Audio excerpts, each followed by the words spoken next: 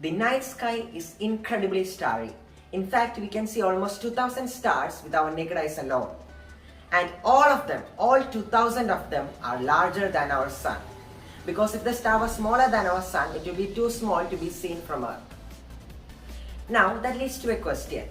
The universe is infinite, which means that we can go out in the night sky and point to a direction in the sky and there will be guaranteed to be a star there. But that means that there is a star in every direction in the night sky. So the night sky will be incredibly starry.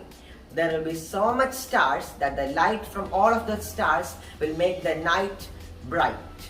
The night will be brighter than the day. The night will be too bright to see anything. The number of stars we see will not be 2000. It will be infinite. But the night sky is not that bright.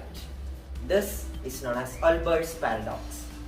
Before we take a look at why the night sky is not that bright, let's take a look at why the sky is bright during daytime.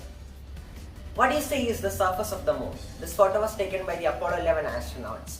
But if you notice something, the sky is dark. And this photo was taken on daytime. Why is the sky dark on moon? Because in order for us to see some kind of color, there needs to be some kind of object there. When we look up the sky here on Earth, we can see the color blue because there are air particles there. We are seeing the air particles. But on moon, there is no atmosphere, there is no air particles. So there is nothing for the light to reflect off. And that's why the sky is dark even in daytime in moon. Now let's come back to the initial question. Why is the night sky dark? You will say that some stars are too far away that their light coming from that star is too faint for us to see. That is kind of correct, but now let's analyze this more thoroughly. This is space and this is Earth. Now let's divide the entire universe into tiny slices.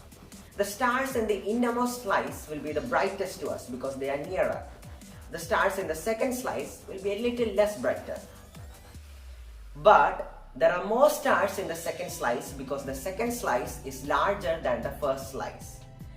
So the increase in brightness due to the increase in stars will be compensated by the decrease in brightness due to the distance.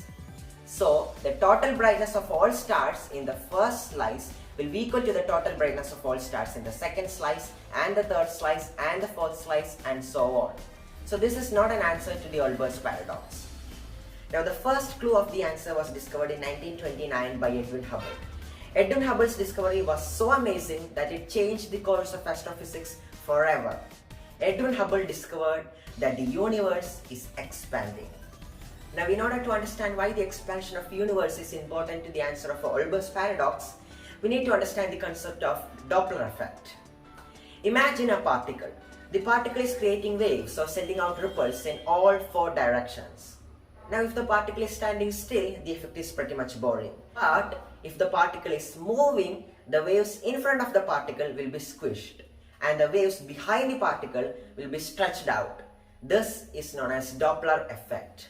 Now consider a star, and the star is sending out light in all directions, and light is a wave. Now imagine that the star is moving in this direction. The light waves in front of the star will be compressed and the light waves behind the stars will be stretched out. Or in other words, the wavelength of the light in front of the star will be less and the wavelength of the light behind the star will be more. We perceive light with larger wavelength as red color and we perceive light with lower wavelength as blue color. Now the light behind the stars will have a red color because the wavelengths are stretched out. This is known as redshift. So from Earth, when we look at that star, we'll see the color of the star as red. When Hubble looked through his telescope in 1929, he found that all of the stars had a reddish tinge.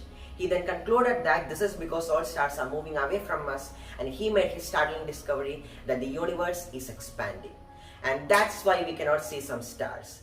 Some stars are so far away from us that their light becomes so redshifted that they become infrared. And we humans cannot see infrared. That's the answer to the Olbers paradox.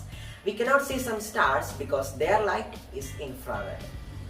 What we see in the night sky is just a fraction of the fraction of the fraction of the universe.